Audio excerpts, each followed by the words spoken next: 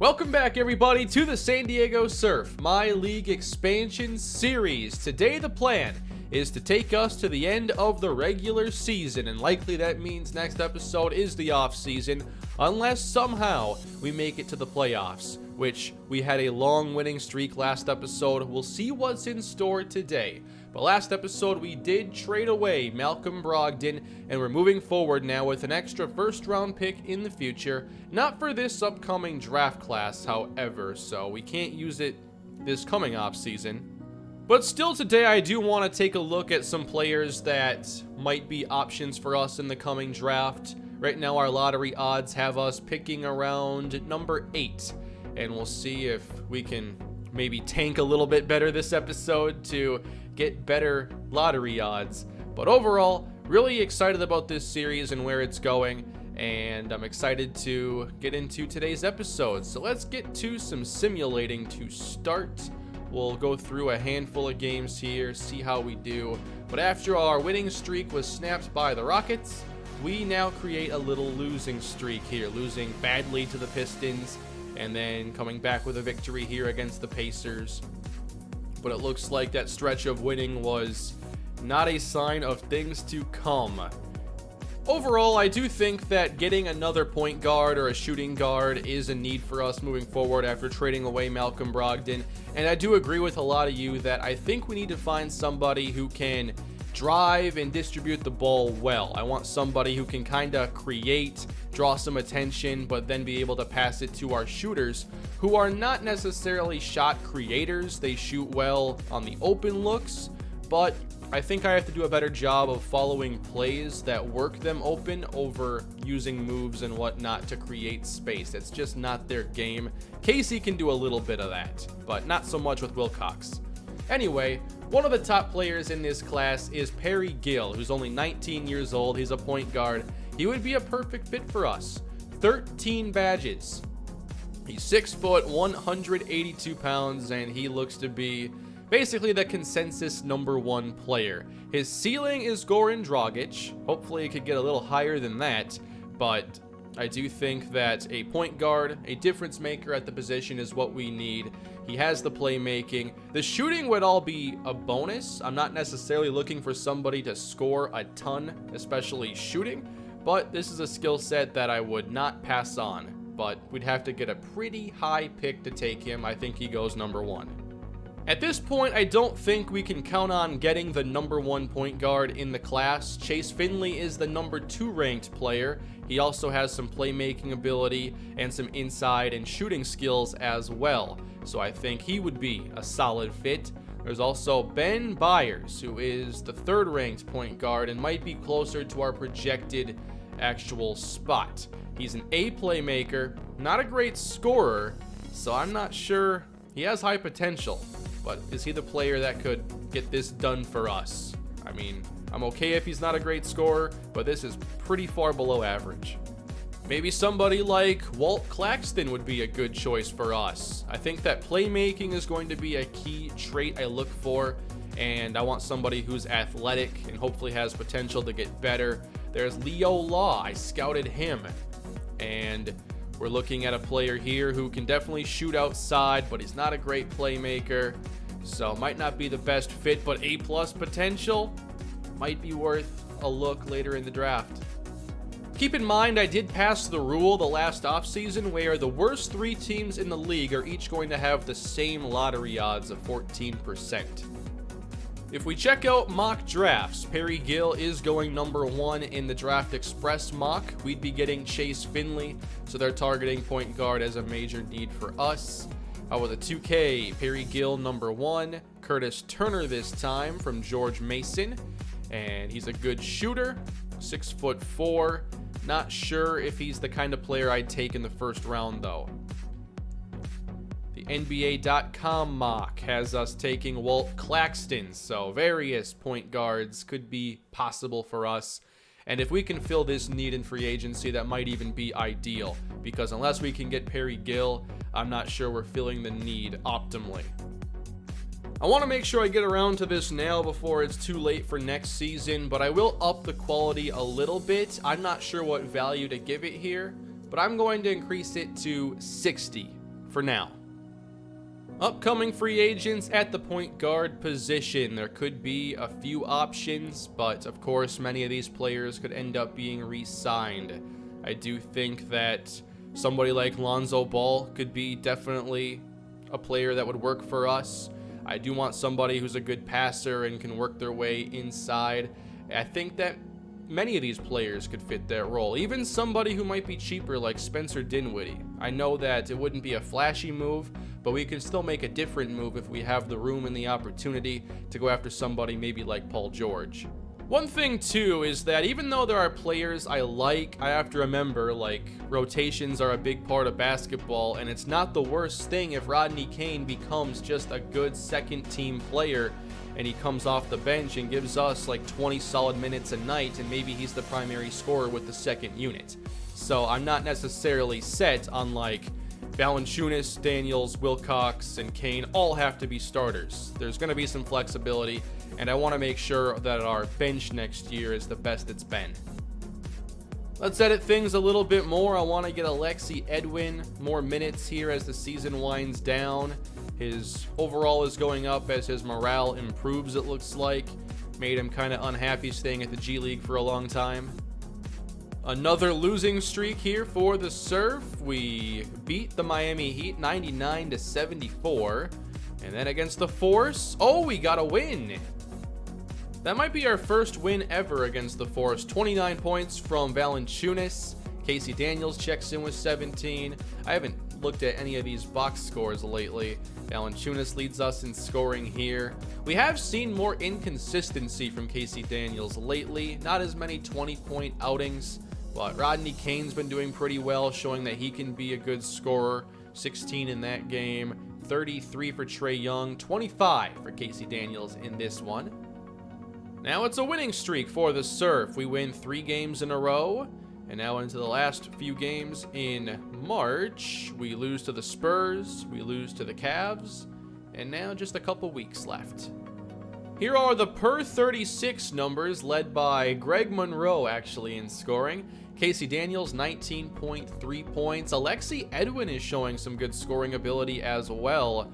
And we're seeing, let's look at just his normal stats here. 6.9 points per game, obviously getting around 20 minutes or so right now, but there's a chance that that's another second round pick that can be a part of our team moving into the future. Here are some recent performances: 10 points, 9 rebounds. He's getting close to a double-double in some of these games coming off the bench, maybe just a couple recently, but that's at least promising to see from him. 2 more victories here to begin April, and 3 in a row. So I expect we'll stay right around our original standing in the league. I think we'll end up with not the top lottery odds. I want to get into maybe our last game of the season though. April 14th against the Sacramento Kings. Oh no, dislocated right elbow. That's another major injury now for Frederick Wilcox, and he has a history of injuries that we've seen. As we sit right now, we've actually gotten up to 9th in the lottery odds, and this last game against the Kings might determine exactly if it's going to be 7th or maybe even 10th. We'll see, but we're not going to have our team at full strength in this game, and I'm not too concerned about winning it. But let's get into our last game anyway. All right, final game of the season, year 2. I've been getting pretty good at winning these opening tips, by the way, which I guess isn't necessarily a great skill, nothing too impressive, but obviously I'm a little concerned about the future, obviously with Frederick Wilcox, trying to make sure we have a healthy core that can continue to get better for a long time. I still want Wilcox to be a part of it, but I've got to start preparing better for these injuries, and I think I'll put more value on building up the bench this year, and hopefully we have the salary flexibility to really do it. I know that, what is this? Oh, a reach. I know that we still had some dead money on the books, like that Courtney Lee contract. We were still paying like $4 or $5 million for that, and that might go towards a bench player next season. So overall, I think that year 3 will be really fun to see what we're able to do here with the Surf as Bolden hits our first shot of the day. But you can leave your thoughts down below on what I should be doing in the offseason. What kind of addition do you think would make the biggest difference? Overall, if we can make a difference in terms of getting a superstar, obviously got to make a run at somebody like Paul George.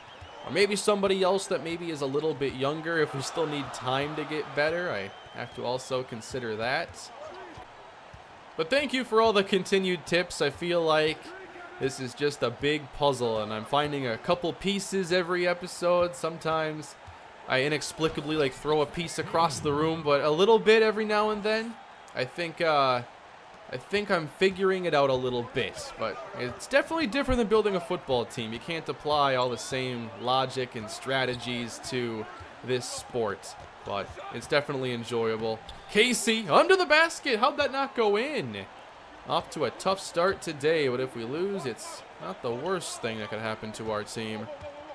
Down low to Bagley, almost lost the ball. Bolden, nice defense, and working all the way around to draw the foul. Also, I should have something special in store for year 3 that a lot of you have been wanting. And you'll see more of that when we get on to the newest season of the series. Let's get Rodney Kane here on some pick and fade action. Really want to get him more involved. And maybe in the future when our roster's a little bit better, Kane's more of a second team player. But like I said, we need some good players to come off the bench. And I feel like our second team isn't very good right now. I'm not sure what our bench scoring is, but I know when I play with the second team, I kind of feel like I don't know what to do with them. But here with the starters, I'm not doing a whole lot either. Now we got a chance at some fast break action. O'Neal, take the open shot. I just got to take something quality. Can't hit it, though. And also in certain games, if I have somebody like Robertson or just a lockdown defender, I should make sure they have like the right matchup so that they can go after maybe the opposing team's best scorer. Like having him guard James Harden the entire time last episode would have been the right approach. Oh, that's a nice move. Didn't work, though. Come on, let's get some points now. Down to O'Neal and Robertson. Oh, I didn't even see him pass the ball up. O'Neal from the corner. There we go. Finally a 3 falls. Daniels showing off that elite speed and draws the defense away for Kane going from downtown, and then Valanciunas draws the foul. There we go. Let's make both of those a 14-7 game. I do want to get some good play time, though, today with Alexi Edwin and see what his game is all about. So I'd like to maybe have him play in place of Valanciunas a bit later on. And that's intercepted. Let's go. Down the floor. Numbers advantage and a bad alley-oop attempt. We're a rebuilding team. We're only 2 years into this thing. And now it's Barnes. He'll back it up, and almost a backcourt violation. Over to Willie Cauley-Stein. Oh, that almost was a posterizer. Now it's Bagley. Second attempt for Cauley-Stein. That'll work. Less style points, though. Daniels, meanwhile, just an assist and no other stats. Kind of a tough opening here for the hopeful superstar in the making. Daniels. Trying the drive and intercepted. Fantastic. And it's Kane. Pulling up over O'Neal to sink the 2-point basket, 18-7. We look like a team that is very, very ready for their season to end. Enjoy the summer, everybody. If you're still on the team going into next year. Here's Kane. And that is not a good shot to be taking probably in this situation. Fast break attempt again. Daniels to Royce O'Neal. Let's go. That's 6 points now for Royce. Back down the floor again. How about O'Neal just keep shooting these? Let's go. That's 3. Royce O'Neal, 9 points. That's what everybody expected here in the first quarter. Maybe we can get him some more. Again, opening up a three-point shot. Smothered, though. Air ball from Rodney Kane. It seemed like a good idea. I'm trying to practice here for what I might be doing next year, which is hopefully drawing attention with a guard who can make some plays and create some space and then dish it outside. Hopefully, though, it's Casey taking a lot of those shots, though, as Henson against Monroe gets a second chance. Won't fall. Most of the second teamers are now in. Rondé Hollis Jefferson to Greg Monroe. All right, I made it a 5-point game. Not bad. Let's move on. So a lot of you have said that Simcast Live might be more fun for watching some of this. Obviously, it doesn't work quite as quickly, but you can kind of see what's happening on the floor. This is really cool the way they have this. But I want to make some more progress here. Let's take it to the fourth quarter, play it out with a few key players here. Yeah, the last 7 minutes, that is fine. We're down 15 points. Whoops, meant to jump on in here. All right, so let's wrap up season number 2 of San Diego Surf Basketball as Rodney Kane makes the quick basket. His first of the day? What is going on with this team? Let's get Valanciunas out. Let's get Alexi Edwin in and play out the final 6 minutes of the season. Overall, I didn't think that we would be as bad as we were this year, but I think I have a better idea of what we need to do going forward. So that still seems like a little bit of progress. Oh, got it. Just how I drew it up. Oh, they're going up top again. A failed alley-oop. They've had a couple of those in this game. Jonah Bolden over Kane and count the foul. Let's trim this lead down even further. Jonah Bolden, though not a great free throw shooter, still hits it. He's at 17 points. Royce O'Neal 15. After hitting 3 first quarter three-point shots. Casey's out there to close out his season. And Alexi Edwin as well. That's contested and got the board. Let's go. We have some momentum here now. Oh, come on. I was hoping I was getting a pick there. Guess not. KC. Quick 2. No, it won't fall. We could actually make this a game, though. Okay, I don't think that their scoring drought is actually 35 minutes. Highly doubt that as Barnes drives his way to the basket. 15 points for Harrison Barnes. Edwin. Not going to shoot threes. Has a mid-range game, though, as that got stolen. How'd they know I wasn't paying close enough attention? Kane misses, and that's going out of bounds.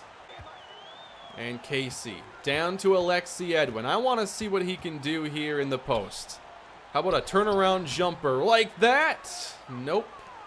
I wouldn't mind finding someone, though, who can really excel at that shot. Might help out my post game a lot and give me another option on offense. Oh, that's knocked away off the inbound. Down to Casey Daniels. And 2 more points for the Surf. 18 on the night for Casey Daniels.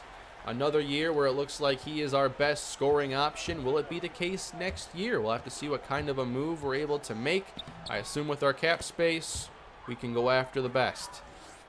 But that shouldn't be a guarantee that we're able to get a top-tier free agent. I know they're going to care about winning, and can't promise a whole lot of that here, but maybe if we get the right combination of players, we can make it happen.